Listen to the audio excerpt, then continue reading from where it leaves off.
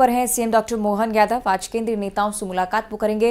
राज्य के अलग अलग मुद्दों को लेकर बातचीत आज होने वाली है। तो बेहद खास इस दौरे को मान सकते हैं। दिल्ली दौरे पर सीएम यादव रहेंगे, साथ ही साथ मुलाकात भी होगी, केंद्रीय नेताओं से उनकी मुलाकात होगी, राज्य के अलग अलग मुद्दों पर चर्चा होगी।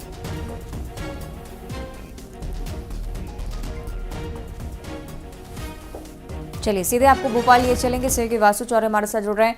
वासु, आज दिल्ली दौरे पर मुख्यमंत्री एक बार फिर से दिल्ली में हलचल बढ़ती हुई, क्या होना है वहां? निश्चित तौर पर देखिए, सीएम मोहन यादव लगातार मध्य प्रदेश के विकास को लेकर बात करें या फिर अन्य उन तमाम मुद्दों को लेकर बात करें जिससे मध्य प्रदेश में आने वाले समय में आत्मनिर्भर एमपी का जो रोड मैप है वो तय होना है। इन तमाम बातों को लेकर लगातार दिल्ली का दौरा कर रहे हैं और वहां पर पार्टी के वरिष्ठ नेताओं से और केंद्रीय मंत्रियों से मुलाकात करते हुए नजर आ रहे हैं। इससे पहले भी हमने देखा, चाहे मंत्रिमंडल के विस्तार हो या मंत्रिमंडल के विस्तार के बाद विभाग बंटवारा हो, और उसके बाद भी सीएम लगातार दिल्ली पहुंच रहे हैं। आज भी सीएम दिल्ली के दौरे पर रहेंगे। वहां पर कई महत्वपूर्ण जो मुलाकातों का दौर है वो दिखाई देगा। खासतौर पर अगर बात की जाए तो जो केंद्र की योजनाएं संचालित हो रही हैं उनके संबंध में सीएम मोहन यादव दिग्गज नेताओं से, बड़े नेताओं से और केंद्रीय मंत्रियों से मुलाकात कर सकते हैं और उनका मध्य प्रदेश में और बेहतर रूप से किस तरह से क्रियान्वयन किया जा सके इसको लेकर भी जो है वो बातचीत होगी। और निश्चित तौर पर देखिए, जब सीएम दिल्ली जाते हैं तो कुछ पॉलिटिकल रीजंस भी उसके पीछे होते हैं और लोकसभा का चुनाव सामने है, तो लोकसभा के चुनाव में किस तरीके से पार्टी को आगे बढ़ाना है, क्योंकि अब मध्य प्रदेश में सत्ता का चेहरा सीएम मोहन यादव बन चुके हैं। और क्या कुछ क्राइटेरियाज होंगे, किन मुद्दों को लेकर जमीन पर उतरना है, जनता तक बीजेपी की बात कैसे पहुंचानी है, रोड मैप कैसे रखना है, विकास का प्रत्याशी चयन को लेकर किस तरीके से जो है सत्ता के लिहाज से, संगठन के लिहाज से मुलाकात आज होने वाली है। चलिए, आपका बहुत शुक्रिया इस जानकारी के लिए। आप बने रहिएगा हमारे साथ, अगली खबर पर भी आप चर्चा करने वाले हैं। और चलिए अब आगे बढ़ेंगे और बात करेंगे कांग्रेस की बैठक की। कांग्रेस की समीक्षा बैठक होगी। विधानसभा चुनाव में हारी हुई सीटों पर मंथन कांग्रेस करने वाली है। खुद प्रदेश अध्यक्ष जीतू पटवारी बैठक लेते हुए आपको नजर आने वाले हैं। हारे हुए प्रत्याशी के साथ चर्चा होगी। अभी भी उस मंथन का दौर खत्म नहीं हुआ है, जिसमें विधानसभा चुनाव की टीस नजर आती है।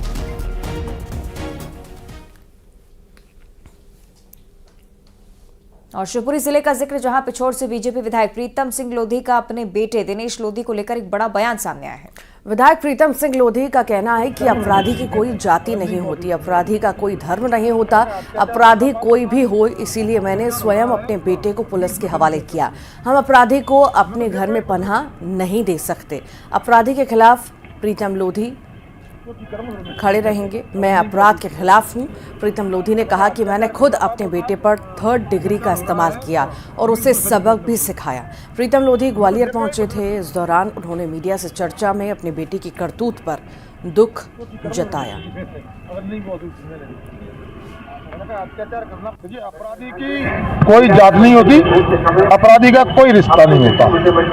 अपराधी अपराधी होता है, चाहे कोई भी हो। अगर हमारे लड़के ने अपराध किया है तो मैंने स्वयं थाने में ले जाके अपराधी को दिया और एसपी साहब से मैंने स्वयं बात की।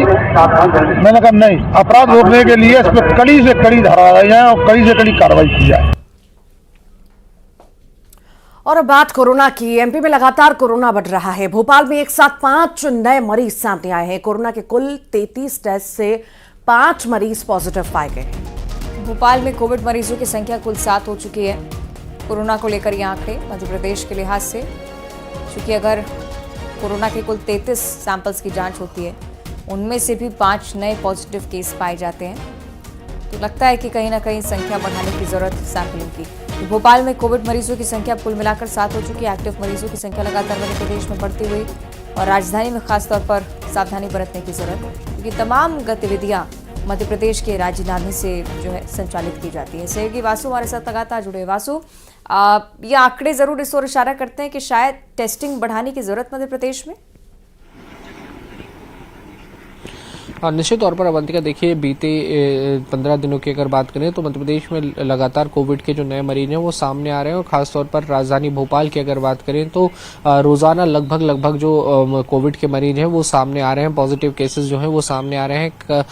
बीते 24 घंटे में 5 नए केसेस जो हैं वो सामने आए हैं और जिनकी सैंपलिंग हुई थी वो 33 लोग थे। 33 लोगों में से 5 लोगों का सामने आना कहीं ना कहीं चिंताजनक है। और चूंकि सर्दी जुकाम खांसी जैसी जो समस्या है वो इस दौरान ज्यादा होती है, ठंड का मौसम है और यही प्राथमिक लक्षण भी होते हैं कोरोना के। तो जो ऐसे संदिग्ध मरीज पहुंच रहे हैं अस्पतालों में उनकी तुरंत सैंपलिंग की जा रही है और इन सैंपलिंग में ही ये लोग जो हैं पॉजिटिव पाए जा रहे हैं। हालांकि अच्छी बात यह है कि अब तक के जितने पॉजिटिव मरीज निकले हैं वो सभी वैक्सीनेटेड हैं और वैक्सीनेटेड होने के चलते किसी को भी जो तकलीफ है वो ज्यादा गंभीर नहीं है। लेकिन फिर भी सावधानी और सतर्कता रखने की बेहद जरूरत है, क्योंकि बीते दिनों हमने देखा जिस तरह से नए वेरिएंट जो हैं वो सामने आए वो कहीं ना कहीं परेशानी का सबब बन सकते हैं। और कोविड प्रोटोकॉल का पालन करने के लिए इसलिए राज्य शासन की ओर से भी और केंद्र शासन की ओर से भी अपील की गई है, लोग थोड़ा सा सावधानी रखें, सतर्कता रखें तो अपने आप को इस पूरी बीमारी से बचा सकते हैं। जी ठीक, बहुत बहुत शुक्रिया वासु।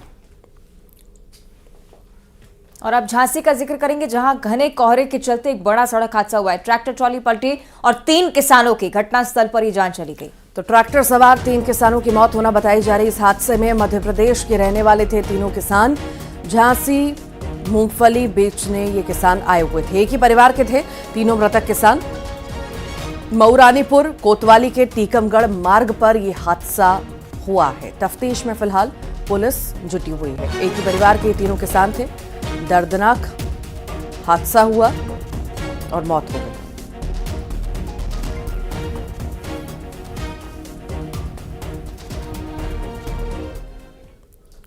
जबलपुर की बात करेंगे। बारिश के बाद सर्दी बढ़ चुकी है। कल हुई हल्की बूंदाबांदी हुई थी। मौसम विभाग के अनुसार 3 दिन आसमान में इसी तरह बादल छाए रहेंगे। कोहरे से ठंड और ज्यादा बढ़ भी सकती है। तापमान में तेजी से गिरावट भी आ रही है। जबलपुर का जिक्र करें, कोहरे की वजह से विजिबिलिटी काफ़ी कम थी, लेकिन अब बूंदाबांदी के चलते ठिठुरन लगातार जिले में बढ़ती जा रही है। आसमान पर बादल छाए रहने वाले हैं और उसी के साथ अगर आप ये समझें कि आने वाले समय में राहत आपको मिलेगी तो आप बिल्कुल गलत हैं। कोहरे से ठंड और ज़्यादा बढ़ने का अनुमान मौसम विभाग की तरफ से।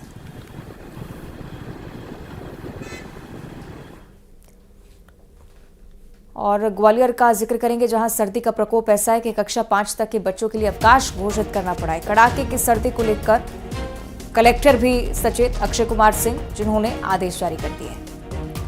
प्री प्राइमरी से कक्षा 5वीं तक सभी स्कूलों में अवकाश रहेगा।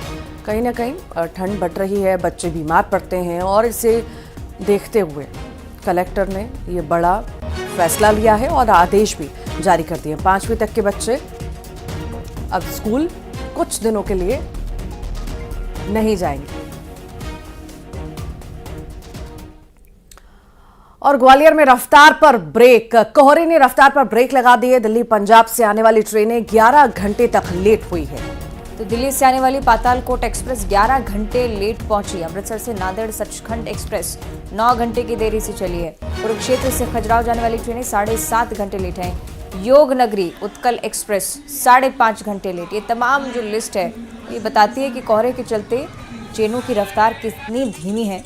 अलग अलग इलाके मध्य प्रदेश के जहां पर ट्रेनों के जरिए परिचालन किया जाता है, लोग यातायात का उपयोग करते हैं, लेकिन इसके बावजूद चूँकि देरी से चल रही है तो यात्रियों को सबसे ज़्यादा परेशानी। 11 और 12 घंटे की देरी से जब कोई ट्रेन चल रही है तो स्टेशन पर सबसे ज़्यादा यात्री परेशान होते हैं। ठंड का मौसम है और इसलिए विपदा दुगनी।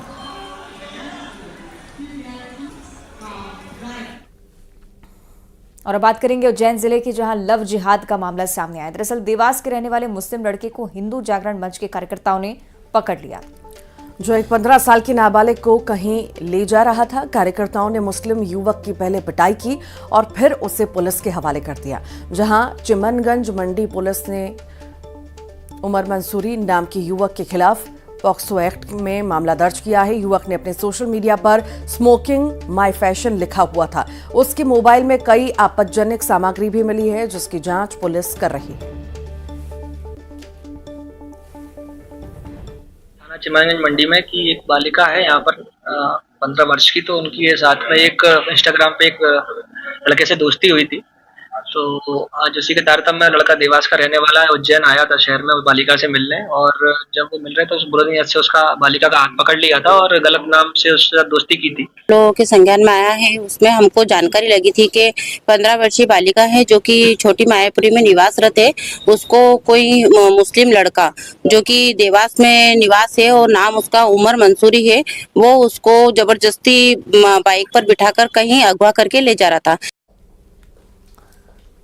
और अब जिक्र करेंगे बालाघाट का, जहां रेत के अवैध उत्खनन, भंडारण और परिवहन के मामले पर पिछले 2 दिनों से जबलपुर कमिश्नर अभय वर्मा ने अब तक की सबसे बड़ी कार्रवाई की है, जिसमें अलग अलग थानों में 8 अपराध दर्ज कर 18 से अधिक जेसीबी, रेत डंप, पोकलेन और डंपरों को जब्त किया गया है। जिले में हो रहे अवैध उत्खनन, भंडारण और परिवहन के मामले में अधिकारियों की ओर से कार्रवाई नहीं किए जाने पर राजा लल्हारे ने इस संबंध में एनजीटी में शिकायत की थी, जिसकी जांच के बाद ये कार्रवाई की गई है।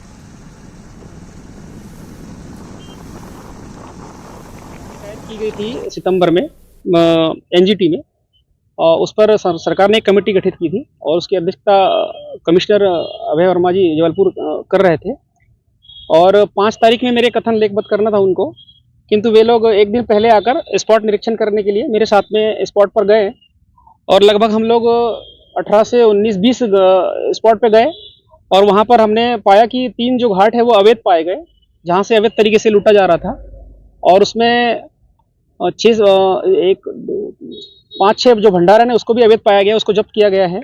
और चिचोली और डोंगरिया में 4 Poclain machine, 2 JCB machine, 6 dumper और 1 ट्रक वहाँ उन्होंने जब्त किया है। नहीं, अवैध उत्खनन की शिकायतें प्राप्त हुई थी, तो उसके संबंध में जांच दल में मेरे साथ आईजी भी थे और सीसीएफ साहब भी थे, तो हम लोगों ने मिलकर जांच की है और जहां पर गलत पाए गए वहां पर केसेस बनाए गए हैं और 2 से विरुद्ध कार्रवाई की गई है, एफआईआर भी लॉन्च किए गए हैं। और अभी कल भी हम लोगों ने दौरा किया था क्षेत्र का, आज भी किया है और जहाँ भी गलती पाई गई उनके विरुद्ध कार्रवाई की गई है। और बात झाबुआ की, जहां एक बार फिर अंधविश्वास जान पर भारी पड़ गया है। मामला राणापुर थाने के नागलवाट बड़ी गांव का है। एक महिला को संतान नहीं हो रही थी। परेशान होकर महिला और उसका पति झाड़ फूक और तांत्रिक विद्या वाली महिला के पास जाते हैं। प्रेत बाधा दूर करने के लिए तांत्रिक महिला के साथ मारपीट करने लगता है। जंजीर से पीटा गया इस महिला को। पुलिस के पास मामला पहुंचा है। राणापुर थाना पुलिस ने अलग अलग धाराओं में केस दर्ज किया है। तांत्रिक महिला को फिलहाल गिरफ्तार कर लिया है।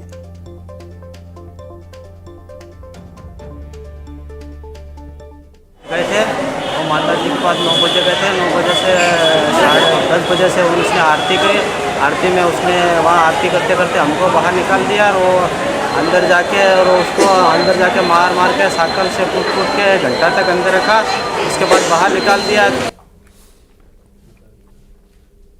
और शिवपुरी शहर के रहने वाले एक सॉफ्टवेयर इंजीनियर के साथ 21 लाख की धोखाधड़ी का मामला सामने आया। सॉफ्टवेयर इंजीनियर के शिक्षक पिता ने इसकी शिकायत कोतवाली सहित एसपी ऑफिस में भी की है। शिक्षक ने बताया कि उसके बेटे ने पुणे की एक सॉफ्टवेयर कंपनी को एक सॉफ्टवेयर ऑर्डर किया था। सॉफ्टवेयर खरीदने के लिए उसने छोटे मोटे लेन देन में क्रेडिट कार्ड और बैंक खाते का इस्तेमाल किया था, लेकिन कंपनी से उसे सॉफ्टवेयर उपलब्ध नहीं हुआ। शिक्षक नगेंद्र रघुवंशी ने बताया कि इसके बाद उसके क्रेडिट कार्ड और बैंक खाते के द्वारा फ्री अप्रूवल लोन के जरिए कुल 21,46,100 रुपए की राशि काट ली गई। मेरे बेटे के साथ एक पुणे की कंपनी है जिसने सॉफ्टवेयर संबंधी इंस्ट्रूमेंट मंगाने के लिए उसने ऑर्डर किया था। वहाँ से एक लिंक भेजी गई उसके मोबाइल पे, उसी मतलब कंपनी के द्वारा। लिंक को उसने क्लिक किया, उसके बाद उसके खाते से 2 लाख रुपए नकद जो कैश जमा थे वो चले गए। और उसके बाद दोबारा उसने फिर कोशिश करी तो उन लोगों ने उसके बैंकों से लोन निकाल के, जो प्री अप्रूव लोन होता है, बिना उसकी सहमति वो निकाल करके और वो उन्होंने अपने खाते में ट्रांसफर कर लिया। और शिवपुरी में एक ड्राई क्लीन की दुकान चलाने वाले ईमानदार की मिसाल पेश की जा रही है। दरअसल एक शख्स ने ड्राई क्लीन के लिए लॉन्ड्री में कपड़े भेजे थे, जिसमें दुकानदार को 50,000 रुपए मिले।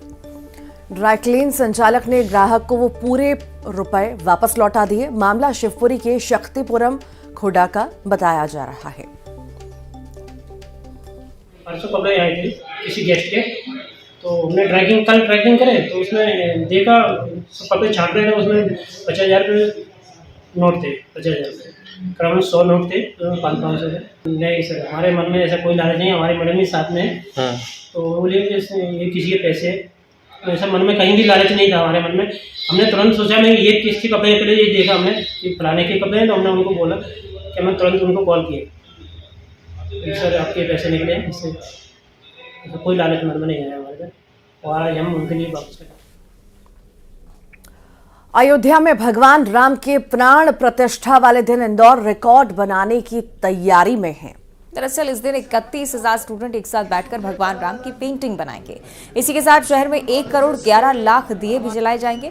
ये कारनामा Guinness book of world record में दर्ज कराने की भी तैयारी है। इसका फैसला शहर के सभी जनप्रतिनिधि, व्यापारी प्रकोष्ठ की तरफ से स्कूल, मॉल प्रबंधन के साथ ही बैठक में ही लिया गया है। सभी क्षेत्र के प्रतिनिधियों ने अपने अपने क्षेत्र में भव्य आयोजन की सहमति दे दी है।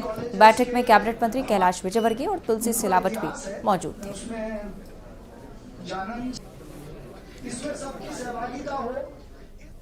1 करोड़ 11 लाख दिए इंदौर में लगेंगे, घर घर में दिए लगेंगे और सभी जनप्रतिनिधि अपने अपने क्षेत्र में, जैसे हमारे मधु भैया ने कहा कि 25 लाख दिए मैं अपनी विधानसभा में लगाऊंगा। अब बाकी सब विधायक भी अगर 25-25 लाख लगाएंगे तो मैं समझता हूं कि 1 करोड़ क्या 2 करोड़ दिए लग जाएंगे, पर हमने 1 करोड़ 8 लाख दिए लगाने का आज निर्णय लिया है। और इसी के साथ इस बुलेटिन में इतना ही।